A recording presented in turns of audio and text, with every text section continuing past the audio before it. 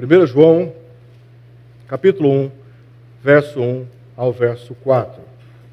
Meus irmãos, deixem a Bíblia aberta, porque nós estaremos verificando outras passagens aqui dentro da própria epístola.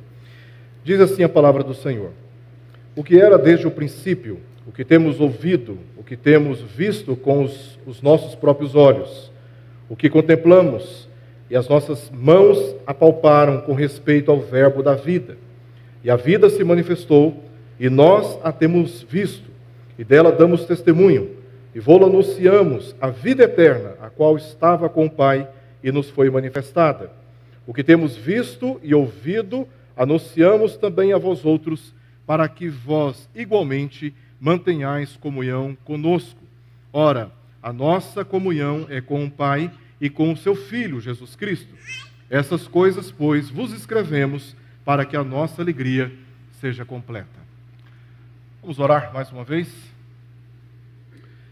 Querido Deus, estamos na Tua presença, reverentemente, para Te prestar culto, e também, ó Deus, na expectativa de ouvir a Tua voz. Por isso Te pedimos, ó Deus, fale a cada um de nós nessa noite, depositando a Tua palavra nos nossos corações. E ainda que nós, ó Deus, na rebeldia da nossa natureza, venhamos tentar resistir, que o Senhor, ó Deus, quebre todas as barreiras do nosso coração, depositando a semente da Tua palavra para que produza fruto para a glória do Teu nome. Nós oramos por isso, Senhor. Te pedimos a assistência do Teu Santo Espírito que está entre nós e oramos em nome de Jesus. Amém, Senhor. Amém. Se nós saíssemos nas ruas perguntando para as pessoas o que elas entendem ser o cristianismo, o que é de fato o cristianismo, qual seria talvez as respostas principais que nós estaríamos ouvindo delas? Certamente alguém diria que o cristianismo é uma forma de pensamento, é uma maneira de enxergar a vida e também a maneira como nós devemos lidar com a nossa moralidade. Talvez outros diriam que o cristianismo não passa de uma organização religiosa, distinta de outras organizações religiosas que estão presentes no mundo. Aqueles que estão, talvez, ressentidos, que passaram por experiências traumáticas com as suas próprias igrejas, se chegássemos nessas pessoas e perguntássemos para elas o que elas entendem ser o cristianismo, certamente elas diriam que se trata de um sistema de repressão, porque elas foram machucadas, elas foram feridas, elas foram perseguidas, colocaram nos seus corações falsas expectativas e o cristianismo para elas passou a ser visto como apenas um sistema de repressão, um sistema de opressão, ou até mesmo um verdadeiro engano, porque alguns acreditam que o cristianismo está sustentado sobre falsas crenças e por isso o cristianismo não é digno de confiança. Então, eles se mantêm completamente alheios a tudo que esteja relacionado com o cristianismo. Contudo, meus irmãos, a resposta que precisamos dar para o que significa o cristianismo passa primeiramente pela compreensão sobre quem é o Senhor Jesus Cristo. Não se pode conceber o cristianismo sem analisarmos quem é o Senhor Jesus Cristo. Portanto, se nós quisermos entender e viver a profundidade do que significa ser um cristão de verdade, não um cristão nominal, ou um cristão meramente ritual, mas um cristão de verdade, que vive o testemunho de Cristo. Nele é necessário, primeiramente, conhecer Jesus Cristo. E conhecer Jesus Cristo pela confiança do testemunho que a palavra de Deus dá a respeito dele. E é isso que João tem como propósito através desta epístola. Embora o autor ele não mencione o seu nome, todas as evidências apontam de que o autor dessa epístola é o discípulo João, aquele que escreveu não apenas esta epístola, mas também a segunda, a terceira, o Evangelho e o livro do Apocalipse. E João teria escrito essa epístola quando ele estava provavelmente na cidade de Éfeso, para um grupo de cristãos que certamente o conheciam muito bem. Lendo toda a epístola, nós percebemos que ele fala com muita intimidade com pessoas que certamente sabiam exatamente quem ele era. E essa epístola foi escrita pouco antes dele ter sido perseguido e exilado na ilha de Pátimos, provavelmente ali próximo do ano 95 depois de Cristo. Foi uma circunstância muito difícil, uma circunstância também de muita perseguição. E a sua epístola, ela teve basicamente 4 propósitos. ele escreve essa epístola com 4 propósitos. O primeiro propósito está aí no verso 3. E eu peço para que os irmãos mantenham os olhos no texto da Escritura. Ele diz o seguinte: o que temos visto e ouvido, anunciamos também a vós outros. E aí ele anuncia o propósito: para que vós igualmente mantenhais comunhão conosco. O segundo propósito dessa epístola está descrito no verso 4. O verso seguinte, ele diz assim: essas coisas, pois, por causa disso, por causa desse propósito de termos comunhão juntos, os apóstolos e também os cristãos, ele diz: vos escrevemos para que a nossa alegria seja completa. O terceiro propósito de João está no capítulo 2, aí, bem do seu lado, no primeiro verso. Terceiro propósito: por que João destinou essa epístola aos cristãos que se encontravam ali em Éfeso? Ele diz: filhinhos meus, estas coisas, capítulo 2, primeiro verso: filhinhos meus, essas coisas vos escrevo para que não pequeis. Ele escreve essa epístola na expectativa de que os irmãos, ouvindo a mensagem dela, não pecassem, fugissem da prática e do testemunho do pecado. E o quarto e último propósito de João está declarado lá no capítulo 5, agora no verso 13. Abra lá, vamos lá. Capítulo 5, no verso 13.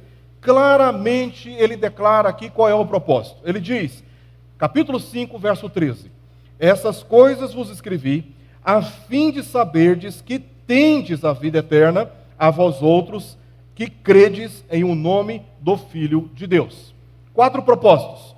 Propósito de termos comunhão uns com os outros, o propósito de que a nossa alegria seja completa, ou seja, a alegria que os apóstolos tiveram de conhecer Jesus, seja a mesma alegria experimentada por nós hoje, conhecendo Jesus, na mesma qualidade que os apóstolos o conheceram, através do testemunho das Escrituras, experimentando a alegria que eles experimentaram quando eles andaram com Cristo. O terceiro propósito é que, ouvindo a mensagem dessa epístola, nós tenhamos condições de resistirmos o pecado, de vivermos firmemente a fé que por Deus todos nós recebemos. E o quarto propósito é para que, uma vez conhecendo quem é Jesus e o que Ele fez por nós, estejamos seguros, confiantes de que nós temos a vida eterna, que nós não estamos soltos, que nós não estamos perdidos, porque o cristianismo não é nada mais, nada menos do que a firme convicção em Jesus Cristo. E a maneira como essa fé afeta o nosso viver.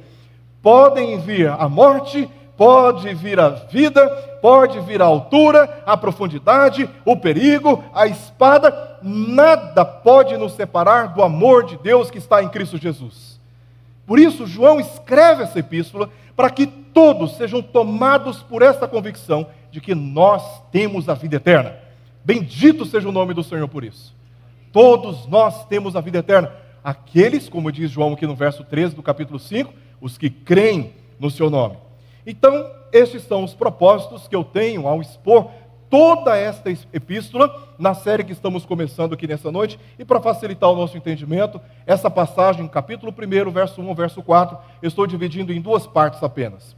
Do capítulo 1, verso 1 ao verso 2, João vai dar o testemunho do fundamento do cristianismo, testemunho do Senhor Jesus. E aí, no verso 3 ao verso 4, o segundo fundamento do cristianismo é a comunhão deste testemunho. Então, primeiramente, ele lança o conhecimento de Cristo e depois ele fala o outro fundamento do cristianismo, que é a comunhão, a nossa unidade e o nosso compromisso coletivo com este testemunho, com esta verdade a respeito de Jesus Cristo. Vamos ver, primeiramente, o argumento que ele apresenta no primeiro verso e no verso seguinte. Eu vou ler aqui a passagem novamente, capítulo 1, verso 1 ao verso 2, em que ele diz: o que era desde o princípio, o que temos ouvido, o que temos visto com os nossos próprios olhos, o que contemplamos e as nossas mãos apalparam com respeito ao verbo da vida, e a vida se manifestou, e nós a temos visto, e dela damos testemunho, e vô-lo anunciamos, a vida eterna, a qual estava com o Pai e nos foi manifestada. A essência da mensagem de João é Jesus. Tudo o que João falou foi a respeito de Jesus nessa epístola. E o que esta mensagem diz é de importância incomparável. Jesus é a segunda pessoa da Trindade. Ele estava com o Pai, mas Jesus, estando com o Pai, ele veio ao mundo. Ele veio ao mundo, ele encarnou-se, ele se manifestou entre nós. No contexto dessa epístola, havia quem negasse a humanidade de Cristo. Isso nós veremos na próxima mensagem. Como naqueles dias, pessoas estavam negando que Jesus, ele era homem. Tá? Estavam até, em certa medida, admitindo a divindade de Jesus, mas negando a sua humanidade. Algo que João vai rebater lá no seu evangelho. No evangelho de João, João vai defender a divindade de Jesus. Mas aqui em 1 João, ele vai defender a humanidade de Jesus. De maneira que o evangelho e a sua primeira epístola se completam quanto ao testemunho de Jesus. Duas afirmações introdutórias João faz a respeito da divindade de Jesus aqui nessa passagem. A primeira está aí em duas palavras que ele usa. Primeiro, está no primeiro verso, na parte A. Ele diz, o que era desde o princípio. Então ele está deixando claro que Jesus, ele já era antes de ser visto. Ele é pré-existente, o que significa dizer que ele possui a mesma natureza divina do Pai.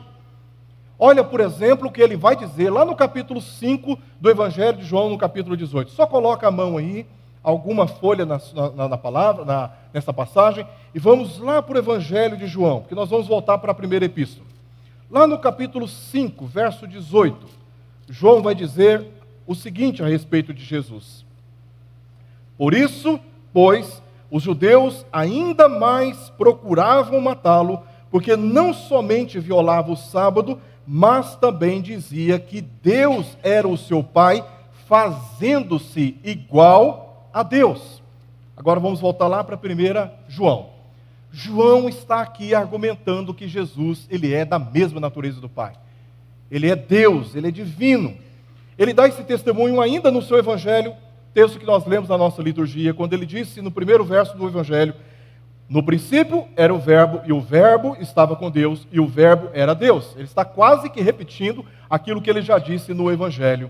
Ele estava no princípio com Deus, todas as coisas foram feitas por intermédio dele, e sem ele nada do que foi feito se fez. Então, antes da criação, antes de todas as coisas virem a existir, Jesus já existia, e ele estava com o Pai, é o testemunho que ele dá aqui. A segunda afirmação introdutória sobre a divindade de Jesus, ele dá na parte B ainda do primeiro verso. Quando ele diz o seguinte, que ele é o verbo da vida. Isso está no finalzinho do primeiro verbo. Então ele fala que Jesus é aquele que estava com o Pai, que era desde o princípio, e agora ele volta a fazer uma outra afirmação. Ele é o verbo da vida. Ele não é a letra que mata, mas que vivifica. Ele é a absoluta autoridade por meio da qual todas as coisas vieram à existência. Deus, pela força da sua palavra, pela conjugação do verbo, ele chamou à existência aquilo que não existia. Jesus é aquele por meio de quem todas as coisas vieram à existência. Nós devemos a nossa existência a Cristo, porque foi por meio dele, para ele, que todos nós fomos criados. E é isso que João está declarando quanto à divindade. Ele é Deus, ele é um ser divino. Todas as coisas foram criadas por ele. E a palavra vida que ele usa aqui, nessa afirmação, não é bios, que significa a vida física, limitada. Embora Jesus também seja a fonte desta vida, dessa existência física e temporal que todos nós experimentamos. Mas é curioso o fato de João usar no texto grego, aqui nessa passagem, não bios, mas zoé, que significa a vida espiritual, a condição, o estado permanente de existir, a existência das coisas. Aí ele usa aqui a palavra zoé. Como sabemos que essas afirmações são verdadeiras? Ele faz uma declaração introdutória sobre a divindade de Jesus, e aí precisamos perguntar, como que nós podemos atestar de que, de fato, Jesus é Deus? E aí nós entramos agora nos detalhes que ele traz a respeito de Jesus, ainda no primeiro verbo, quando ele diz o que temos ouvido. Ao dizer isso, ele está se referindo não apenas a ele, mas a todo o colegiado apostólico. Veja que o verbo aqui está na terceira pessoa, e do plural. O que temos ouvido não se refere apenas a João, mas a um testemunho colegiado. Eles ouviram as próprias palavras de Jesus. Eles não ouviram falar eles ouviram diretamente do Senhor Jesus a respeito dessas verdades que ele acabou de declarar. Até os seus inimigos, até os inimigos de Jesus, reconheceram a confiança e o poder daquilo que ensinava. Quando nós lemos lá no Evangelho de João, no capítulo 7, verso 46, vemos que os soldados que foram enviados pelos fariseus para prenderem Jesus, eles não conseguiram. Olha que testemunho interessante, que está lá no Evangelho de João, repito, capítulo 7, verso 46, os soldados foram enviados para prender Jesus. Aí eles chegam diante de Jesus, eles não conseguiram pôr a mão nele. E eles mesmos deram o motivo. Jamais alguém falou como este homem. Eles viram tanta autoridade em Jesus, tanta autoridade, que eles temeram. Eles temeram muito mais colocar as mãos em Jesus do que o julgamento e as punições decorrentes da sua desobediência. Eu prefiro sofrer as punições previstas por não obedecer à ordem dos meus superiores do que colocar a mão neste homem. Então eles reconheceram que Jesus era de fato um homem completamente distinto. Ele era homem? Sim, ele era homem. Mas ele não era qualquer homem. Era o Deus encarnado. Era o Deus que habitou entre nós. É o Deus que andou entre nós. Na condição completamente humana. Mas era Deus entre nós. A segunda afirmação que ele faz com respeito à confiança do testemunho que ele dá junto com os apóstolos, está ainda no verso 1, quando ele diz: o que temos visto com os nossos próprios olhos. A outra prova dessa verdade quanto ao caráter de Cristo, além daquilo que ouviram, se deu pelo testemunho ocular da vivência que eles tiveram com o próprio Jesus. Eles não apenas ouviram, eles viram cegos enxergando, eles viram coxos andando, eles viram, irmãos, pessoas em prantos, chorando, desesperadas, em torno dos seus mortos, e Jesus dando ordem ao morto, e o morto se levantando diante dos olhos deles. Eles viram pessoas que estavam mudas, e que começaram a falar, pessoas que não estavam conseguindo ouvir nada, e começaram a ouvir. Eles não apenas ouviram os ensinamentos de Jesus, mas eles também foram testemunhas oculares das obras maravilhosas que Jesus realizou. João não se referiu aqui a uma visão mística ou fantasiosa, aquilo que eu vi, como muitos falam por aí, né? Eu tive uma visão de Deus, e não passa de especulação mental, né? Quando não se limita meramente a experiências muito suspeitas. Não, ele não está falando dessas experiências fantasiosas e místicas, ele está falando daquilo que os seus olhos de fato contemplaram. Algo concreto diante dos seus olhos. João encerrou seu evangelho lá no capítulo 21, no verso 25, afirmando: se todas as coisas que Jesus tinha realizado fossem relatadas, uma por uma, um a um, nem no mundo inteiro caberiam os livros que seriam escritos. E João estava do lado de Jesus, andando com Jesus, e ele contemplou, junto com os demais apóstolos, as coisas maravilhosas que Jesus fez. E aqui hoje de manhã eu mencionei, né, sobre os sinais messiânicos. Quando Jesus vem realizando aqueles sinais messiânicos, era uma certificação externa da sua própria identidade, porque ninguém realizaria aqueles eventos antes da sua manifestação entre nós, entre a humanidade. Então, quando Jesus vem realizando aqueles sinais, ele estava dando provas da sua própria divindade. Por isso João está dizendo: eu sou testemunho daquilo que ele fez. E eu dou testemunho que de fato ele é Deus entre os homens. Todas as realizações serviram de prova de que Jesus é eterno e o verbo da vida, o Filho de Deus, como diz no final do verso 3 da nossa passagem. Ele é o Filho de Deus. Mas João continua dizendo uma terceira afirmação, não apenas aquilo que ele ouviu e que os seus olhos viram, mas também o que contemplamos. Ele diz ainda no primeiro verso. Não se trata apenas de uma repetição daquilo que ele disse, o que temos visto com os nossos próprios olhos, mas de uma declaração de significado daquilo que viram. Eles viram sua glória.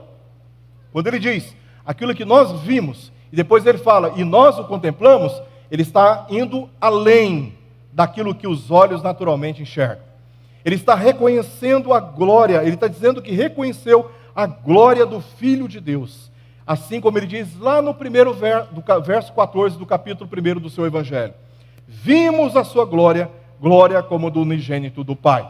O verbo grego aqui significa olhar atenciosamente. Sabe quando nós vamos ao cinema e nós damos atenção para cada detalhe? Você vai no cinema, coloca os seus olhos na tela e fica com os seus olhos tão atentos que nada em sua volta é percebido. Você está tão concentrado, essa ideia do verbo que João traz aqui ao usar, a ideia que João traz ao usar esse verbo aqui. Ele contemplou Jesus, ele admirou Jesus, ele observou em detalhes Jesus. Não somente ele, mas também os apóstolos. Além dos encontros com Jesus após a ressurreição, possivelmente João se referiu à sua experiência no Monte da Transfiguração, quando ele, Tiago e Pedro viram a sua glória revelada, e lá na epístola, na sua epístola, Pedro, em 2 Pedro, capítulo 1, verso 16, Pedro vai dar também um relato sobre isso. Ele diz lá na segunda epístola de Pedro, capítulo 1, verso 16, porque não vos demos a conhecer o poder e a vinda de nosso Senhor Jesus Cristo, seguindo fábulas engenhosamente inventadas, mas nós mesmos fomos testemunhas oculares da sua majestade. Então, João, junto com os apóstolos, eles ouviram, eles viram, eles contemplaram, e por fim, ele diz que eles apalparam com as suas próprias mãos. Está aí no primeiro verso ainda. É outra afirmação que João está fazendo para que os seus leitores, os seus ouvintes, confiassem no testemunho que ele está dando a respeito de Jesus, e assim ele está lançando o primeiro fundamento do cristianismo. Jesus é Deus, e ele encarnou-se, viveu entre nós, e ele dá essa última afirmação, e as nossas mãos apalparam. Esta é outra prova pela qual João reivindica a autoridade do seu testemunho e a confiança dos seus destinatários. Ele e os demais apóstolos, eles comprovaram, mesmo tendo sido sacrificado e sepultado, que Jesus realmente ressuscitou. Jesus, ele veio ao mundo, sofreu, ele padeceu da mão de pecadores. Ele foi pendurado no madeiro. De fato, Jesus experimentou a morte. Ele foi retirado da cruz, colocado numa sepultura num dia de sexta-feira, mas na madrugada de sábado para domingo, no dia de domingo, bem cedo, Jesus ressuscitou. Jesus ressuscitou e ele apareceu aos discípulos.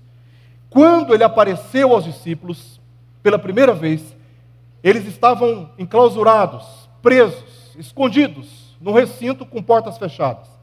Jesus aparece perante eles e Jesus disse, segundo o relato de Lucas, no capítulo 24, verso 39, vede as minhas mãos e os meus pés, que sou eu mesmo, apalpai-me e verificai, porque um espírito não tem carne nem ossos, mas como vedes que eu tenho. Jesus está diante dos discípulos, ressurreto, em carne e osso, com as marcas do seu sofrimento e da sua humilhação, mas vitorioso sobre a morte perante os discípulos. Trata-se, como as demais, de uma prova aqui científica e não especulativa. Eles colocaram as mãos em Jesus, eles apalparam Jesus, eles verificaram que realmente Jesus estava na plenitude da sua humanidade, mas agora glorificado, vitorioso sobre a morte. E eles testificaram isso. Os apóstolos estiveram mais próximos de Jesus, dos seus ensinos, das suas obras, eram aqueles que possuíam a maior autoridade para dar esse testemunho. Ninguém dá crédito a uma pessoa que fala daquilo que não ouviu, viu ou tocou, mas aquela que teve essa experiência. E eles estão dizendo aqui, olha, nós apalpamos Jesus, de fato, ele ressuscitou. O seu corpo não foi tirado das sepulturas escondidas, como um boato que correu por uma sugestão dos soldados, aos que estavam, dos religiosos, aos soldados, que estavam guardando o corpo de Jesus, um boato correu que o corpo de Jesus tinha sido roubado. E eles estão dizendo: olha, isso é tudo mentira. Nós vimos Jesus, nós apalpamos Jesus. De fato, ele venceu a morte. Os olhos deles contemplaram Jesus morto, sepultado, mas agora estão dizendo: olha, nós vimos Jesus ressurreto. Não foi apenas uma pessoa, mas um colegiado de 12 homens testemunharam Jesus ressurreto. Mais de 500 pessoas de uma só vez, e o apóstolo Paulo. Todas essas pessoas testemunharam Jesus ressurreto. Nos primeiros versos, no verso 1, e verso 2, João deixa claro um aspecto do fundamento do verdadeiro cristianismo. A identidade de Cristo quanto à sua divindade e humanidade, quando veio ao mundo ensinando e realizando todos os sinais que foram realizados. Agora, nos versos 1 e 2, João deixa claro um aspecto do fundamento do cristianismo, que é a identidade de Cristo quanto à sua divindade e humanidade, mas como esta afirmação, essa confiança, afeta a maneira como nós vivemos em comunhão uns com os outros. Porque essas verdades, elas não ficam apenas na mente, elas devem afetar a maneira como nós tratamos uns aos outros, devem afetar a maneira como nós vivemos como igreja, deve afetar o testemunho que precisamos dar ao mundo. Aliás, no capítulo 17 do Evangelho de João, Jesus, na sua oração ao Pai, ele diz, um dos pedidos, que o mundo creia que Deus o havia enviado ao ver a unidade dos seus discípulos, ao ver a unidade da igreja. Então, quando nós vivemos em unidade, o mundo passa a crer que de fato Jesus veio ao mundo. Porque só Deus para nos unir, só Deus para quebrar as barreiras entre nós, só Deus para nos fazer perdoar uns aos outros, só Deus pode tirar do nosso coração a amargura que é resultado de memórias machucadas. E ao invés de olhar para um mundo beligerante, de pessoas brigando entre si, competindo entre si, ofendendo entre si, enganando, mentindo, roubando, corrompendo direitos, o mundo precisa olhar para a igreja e enxergar na igreja uma unidade que eles desejam, mas não experimentam, porque lhes falta o fundamento, Jesus Cristo. Então João deixa claro nos versos 3 e 4, como a verdade a respeito de Cristo, o Deus encarnado, deve afetar a nossa comunhão. E aqui no verso 3 e 4, ele diz: o que temos visto e ouvido, anunciamos também a vós outros, para que vós igualmente mantenhais a comunhão conosco. Ora, a nossa comunhão é com o Pai e com o seu Filho Jesus Cristo. Essas coisas, pois, vos escrevemos para que a nossa alegria seja completa. João deixa claro dois propósitos ao lançar aqui o fundamento da fé em Cristo. O primeiro é para que todos experimentem da mesma comunhão com o Pai e com o seu Filho. É o que ele declara aqui no verso 3. A comunhão, ela pode ser compreendida de várias maneiras. Ela pode ser compreendida no sentido de confraternizações. Ó, irmãos, que alegria foi chegar aqui e no primeiro domingo, depois da escola dominical, fomos lá para baixo e tivemos aquele momento de confraternização. O pessoal se uniu, né, do timão, da torcida fiel, com todo respeito aos palmeirenses e são paulinos, né? Mas a turma da torcida do Corinthians comprou lá uma camiseta. Irmãos, eu estava chegando com a minha família, nós chegamos na quinta-feira, e aquela correria para arrumar a casa, as coisas, aí viemos, cantata de Natal, uma bênção, domingo, culto de manhã, aí vamos lá para o almoço. Que comida maravilhosa. E aí os irmãos me deram aquela camisa. Os irmãos não sabem como eu fiquei feliz de receber a camisa do Corinthians, né? E eu estava tão empolgado que eu peguei a camisa e levantei assim na hora, assim, né? E aí o pessoal até deu um momento de fraqueza, a gente entende, né? São paulinos, palmeirenses, começaram também a aplaudir, levantar as mãos. Gente, é confraternização, isso é comunhão, é o que nós vamos viver agora no acampamento em fevereiro, né? Isso é um momento de comunhão, e comunhão é isso. Esse relacionamento gostoso, alegre, fraterno uns com os outros, em que as diferenças são reduzidas pelo amor entre nós, tá? E onde tem boa comida, tem muita gente reunida, né? Porque isso também é comunhão. Mas comunhão também tem um sentido de amizade. Pessoas com as quais nós identificamos, temos empatia. Nós não conseguimos ser amigos de todo mundo, ter intimidade com todo mundo, bom relacionamento com todo mundo. Mas com muitas outras pessoas nós conseguimos ter comunhão. aquilo que é do interesse do outro é o meu interesse. E nesse sentido nós temos algo em comum que nos une, tá? Então a amizade também pode ser descrita como comunhão. Um outro significado bíblico para a comunhão na Bíblia tem a ver com a nossa solidariedade. Lá em Atos capítulo 2, verso 24, diz que a igreja, os irmãos, tinham tudo em comum. Então eles tinham comunhão no sentido de, tem alguém padecendo necessidade? Eu não vou me omitir, eu vou socorrer aquele irmão. Tem um irmão da igreja que está passando por enfermidades, por isso não está podendo vir para a igreja. Eu vou dar uma ligadinha para ele. Não custa nada, vou mandar uma mensagem. Eu estou sabendo de alguém que não está vindo mais à igreja porque está um pouco desanimado. Por que não ir atrás dele? Comunhão no sentido de socorrer aqueles que estão enfraquecidos ou padecendo necessidades. Mas a Bíblia nos ensina que comunhão também possui o sentido de participar da mesma fé. O que nós vamos participar agora há pouco. Participar da mesma fé, ou ter acordo sobre a mesma verdade. Por isso João e os demais apóstolos, eles deram testemunho verdadeiro sobre Cristo. Ele diz, para que vós, igualmente como eles estavam unidos a Cristo, mantenhais comunhão conosco. E eles mesmos vão justificar dizendo, ora, a nossa comunhão é com o Pai e com o Filho Jesus Cristo. Então vocês querem ter comunhão conosco, os apóstolos? Vocês precisam acreditar nas mesmas verdades que nós acabamos de declarar. E quando nós temos acordo a respeito de Jesus, aí sim, nós temos comunhão. A comunhão uns com os outros, baseada na comunhão com Deus, é o núcleo da verdadeira unidade entre os cristãos. O segundo propósito se encontra no verso 4, encerrando aqui a passagem que nós lemos. Ele diz o seguinte, para que a nossa alegria seja completa.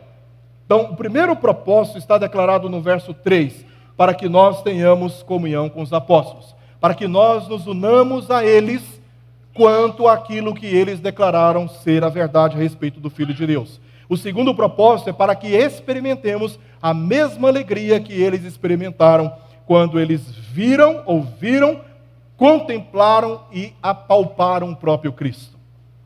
João foi o único apóstolo vivo na circunstância desta epístola, mas não tinha deixado a expectativa de ainda ver a igreja seguindo a verdade, a expectativa de que aqueles cristãos, eles experimentassem desta alegria. Arthur Pink, um dos sermões de Arthur Pink, ele disse que essa alegria não deve ser vista como um luxo, mas como uma necessidade espiritual,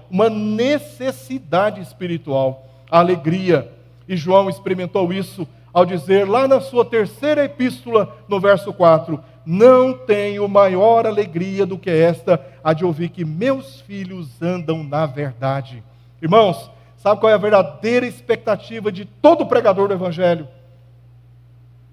É de testemunhar pessoas vivendo o Evangelho. Nós não pregamos com outro propósito, a nossa expectativa é de ver a igreja crescendo na fé em Jesus, de sendo santificada dos pecados, obedecendo o mandamento do Senhor e de sendo uma testemunha fiel neste mundo. Não tem alegria maior para um pregador do que esta. E é esta a expectativa que João tinha, e é uma expectativa que em parte foi suprida, porque esse é o testemunho que ele dá lá na sua terceira epístola, lá no verso 4, não tenho maior alegria do que esta, a de ouvir que os meus filhos andam na verdade. Eu quero terminar aqui, meus irmãos, fazendo algumas considerações muito importantes.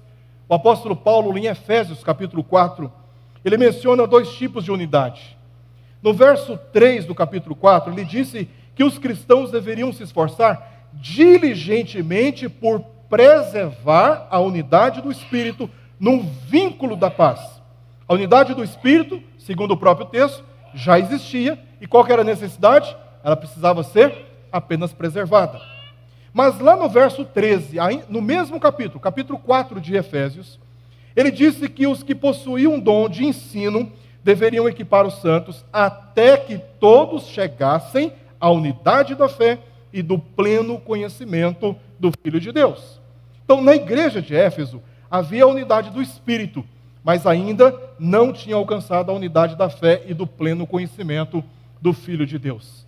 Alcançamos enquanto crescemos no conhecimento de Cristo, pelo sério estudo da palavra de Deus. À medida que estudamos com profundidade a palavra de Deus, vamos crescendo na fé. Existe uma unidade do Espírito que vai se desenvolvendo, que vai sendo lapidada e vai sendo fortalecida à medida que crescemos no conhecimento de Cristo. Embora os descrentes, aqueles que não professam Cristo publicamente, nem de lábios, nem com a vida, sejam capazes de sentir o amor, e eles são capazes de sentir amor, nós não podemos experimentar a verdadeira comunhão com eles, até que pessoalmente assumam as mesmas convicções sobre Jesus e comecem a andar em obediência da fé. Em outras palavras, a fé em Cristo e a comunhão com Deus são os verdadeiros fundamentos do cristianismo. Ele primeiro apresenta o testemunho de Cristo como fundamento, e depois ele apresenta o segundo fundamento, que é a comunhão, ou a participação, ou o acordo neste testemunho que ele dá, junto com os apóstolos, a respeito de Jesus Cristo. Por isso, precisamos destacar aqui duas orientações. A primeira orientação que eu quero dar aqui é para aqueles que se dedicam ao ensino da palavra de Deus. E aqui eu não me refiro apenas aos pregadores presentes, aos professores de escola dominical também, aos professores de crianças, aos pais que ensinam os seus filhos dentro de casa, a professores de seminário, ou seja, a todos que de alguma maneira, em alguma medida, estão dedicados ao ensino da palavra de Deus. Particularmente, essa primeira orientação é para você dedicado ao ensino da palavra de Deus. O Evangelho é sobre Jesus, não sobre pregadores, nem sobre riquezas deste mundo. Se queremos pregar o verdadeiro Evangelho, precisamos falar a respeito de Jesus Cristo. Se queremos pregar o verdadeiro Evangelho, temos que parar de pregar a respeito das riquezas, como se a nossa esperança estivesse nas riquezas. E há muitos pregadores dedicados à teologia da prosperidade, enganando o povo de Deus, anunciando promessas que Deus não fez. Se nós queremos ouvir o verdadeiro Evangelho, precisamos ouvir a respeito do Senhor Jesus Cristo, o Deus, a segunda pessoa da Trindade, que se fez homem e habitou entre nós. O Evangelho, ele anuncia que todos pecaram e carecem da glória de Deus. O verdadeiro Evangelho proclama a maior prova do amor de Deus ao enviar Jesus para morrer no lugar de pecadores como eu e como você, a fim de nos justificar e nos conceder a vida eterna, que é propósito de João nessa epístola. Para que, ouvindo o Evangelho, você creia em Jesus Cristo e receba a vida eterna. Todos os que creem são batizados, são salvos, mas os que não creem permanecem condenados ao sofrimento eterno por causa do seu próprio pecado. E Deus justamente puniu pecadores, sentenciando-os a uma morte eterna. A menos que Deus soberanamente conceda a graça salvadora, todos permanecem em estado de eterna condenação. Todos. Por isso, ao ouvir o Evangelho, todos são convocados, são chamados a se arrependerem dos seus pecados e se sujeitarem ao Senhor Jesus Cristo, o único que pode nos justificar diante de Deus, a fim de obtermos a vida eterna. Então, a todos aqueles que estão dedicados à palavra, ao ensino da palavra de Deus, não deturpem a palavra de Deus, não a tratem como fonte de lucro nem de paixões mundanas, não a utilizem para fins duvidosos, mas unicamente para promover a verdade a respeito do Pai e a respeito do Filho, o Senhor Jesus Cristo. Levem os seus ouvintes ao arrependimento e os conduzam pelo caminho da santificação, porque este é o verdadeiro Evangelho, o Evangelho que deve ser anunciado. A segunda orientação que eu quero deixar aqui é a orientação dedicada agora a todos aqueles que ouvem a palavra de Deus, que ouvem o Evangelho. O apelo que eu deixo a todos que me ouvem, inclusive aqueles que estão nos acompanhando pela internet, é para que creiam em Jesus Cristo. Ele é o único mediador entre pecadores arrependidos e Deus. Não é a Virgem Maria, não há nenhum santo devotado e reverenciado, não há ninguém que possa se assentar no trono de Deus e declarar autoridade sobre a igreja no mundo. Há um único Senhor e o seu nome é Jesus Cristo. Ele é o único mediador entre pecadores arrependidos de Deus e somente a Ele devemos devotar a nossa verdadeira confiança. Somente Ele pode conceder perdão aos pecadores, somente Ele pode trazer a tão esperada salvação pela graça, nunca pelas nossas obras, por mais bem intencionado que nós sejamos. Nenhuma agenda religiosa pode nos tornar merecedores de qualquer benefício da parte de Deus.